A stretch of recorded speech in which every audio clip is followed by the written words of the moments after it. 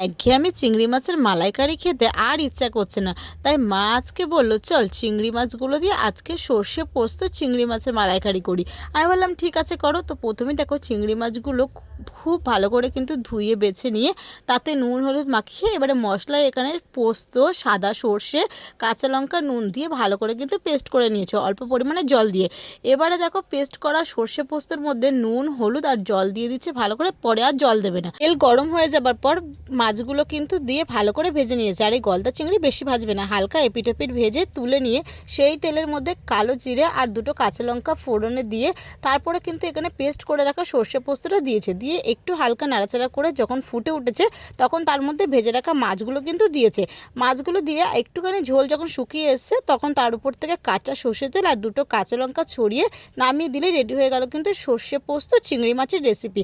এটা একবার খেয়ে দেখবে, দারুণ খেতে হয়েছিল। তোমাদের কেমন